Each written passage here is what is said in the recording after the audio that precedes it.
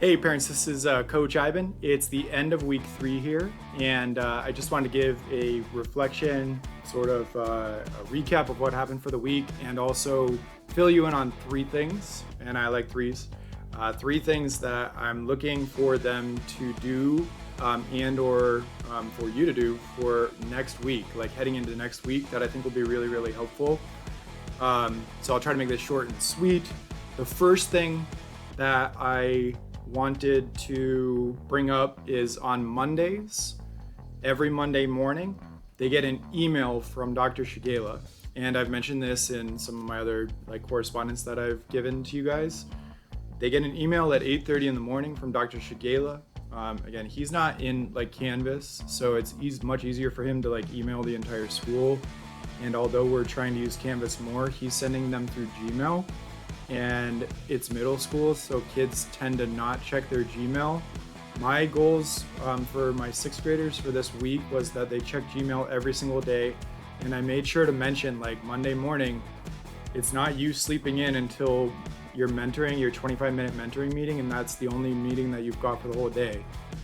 The day is still a full school day. It's meant to be a productive school day for them to get caught up on all their work and kind of plan out what they need to do for the week. And they've got lunch from 12 to 1, but then right after lunch is this Vita sort of care and connection time, Camp Vita, I think they call it, period 0. So Monday should be a really productive day. Starting right at 8:30, they're reading their email, and Dr. Shigela gives them something that they should be working on, and typically it's something that they can work on for the entire day. So they're going to be working on that until they see me. For mentoring, or if you're watching this and you're in a different class other than my period 2, then until you see your mentoring teacher, you're working on that. And or if you finish the Vita stuff that Dr. Shigela has asked you to do, you should be getting caught up on classes. If you're all caught up on classes, then we've got lots of extension opportunities for you to do. You can always add more to the website than what there currently is. There's flow opportunities that Dr. Shigela has mentioned. You could be learning a foreign language. You can even try getting ahead in some of your classes. So there's a lot that can be done during that time. And Mondays, I think we're trying to get as a day for you to get caught up on stuff. And if you're behind on assignments, you shouldn't be by the end of Monday, right? So even if you had a really unproductive week, Monday's the time for you to catch up, and we want you to be using that time well. But let's not have the excuse anymore that I don't have anything to do on Monday. It's just not true. And it's also not a day for sleeping in. Productivity. Two, homework. And this is probably more of a sixth grade thing. I just keep getting it all the time. And I've mentioned in class that, we've got Zoom sessions until 12 o'clock, and then everyone eats lunch from 12 to 1, myself included. But then there's 2 hours at the end of the day, and that's kind of the labeled independent time. And that's, I think, what kids are asking about for homework. What should I be working on? And I say it 3 or 4 times during class, but they're either not hearing it or not quite sure where to look. For my classes, there's always independent learning time, and I actually label it in our modules 1 o'clock to 3:08. And that's exactly what you should be working on for homework. I hate the word homework, cringe at the idea of homework and doing monotonous tasks that have no meaning. I'll never do that. It's usually something that you're learning for the next day. It's a lesson that you should be watching, or a background that you're getting yourself familiar with for the next day to tee up for the lesson that we're going to be doing in class, in Zoom.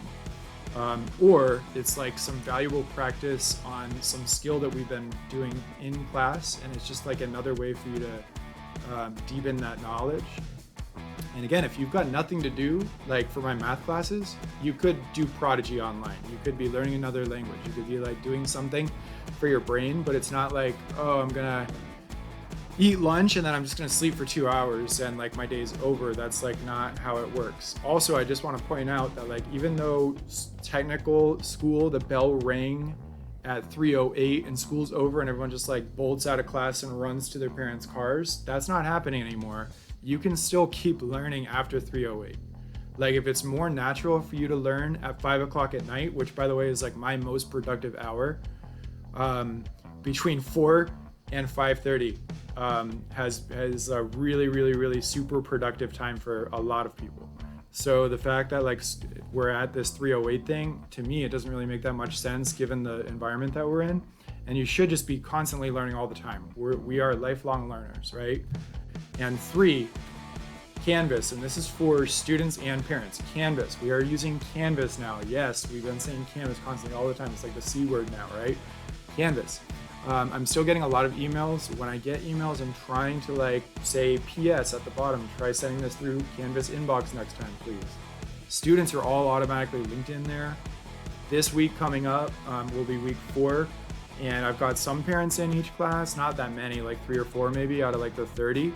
I'd really love to see all parents in there as observers. You guys have such a phenomenal tool like in Canvas for communicating with teachers. One, like don't have to pull up Gmail anymore. If you're looking for your kids' progress in all of their classes, you just pull up Canvas. You get like, you can see all of the messages and the announcements that they're seeing. You can see all the detail in every assignment that they've got. Not that you might want it, but the fact that you've got it, it's light years ahead of Google Classroom, light years ahead. You also, communication methods, we don't have to use Gmail anymore. Like you can link this to your phone and get as many or as few notifications as you want on your mobile, so that you don't have to keep checking your Gmail to see like what your kid's doing, or like have to email the teacher like and find their Gmail from some random location in Canvas and then pull it into Google. Like it should be all through Canvas now. And I think for my classes, the most important part that I want you to see is the work that they're doing and what they're like having to do each week and what they're turning in. You can see right there where all their missing assignments are.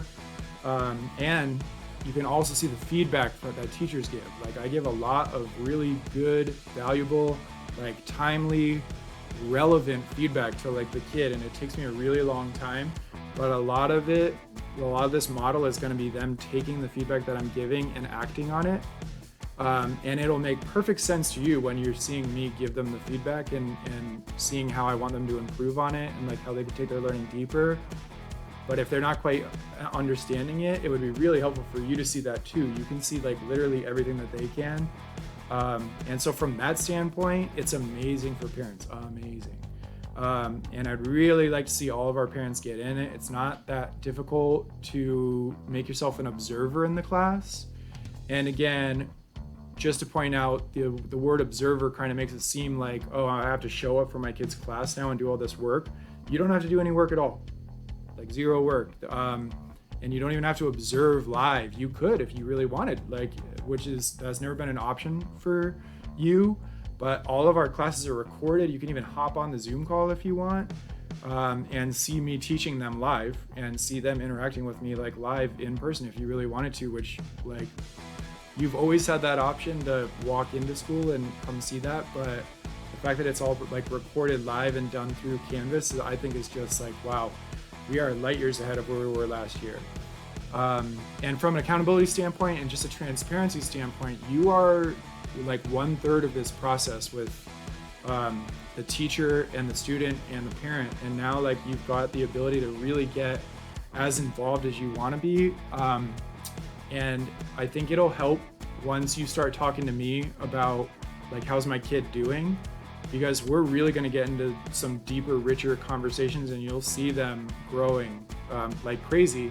And it avoids this whole like silly conversation of like, well, what, I see that my kid's getting a B, how can they improve? Like, it's not about that. You've got a gazillion pieces of information on all the work that they're doing and the quality of and caliber of work that they're submitting and how to go deeper. So like, I think we're going to be light years ahead.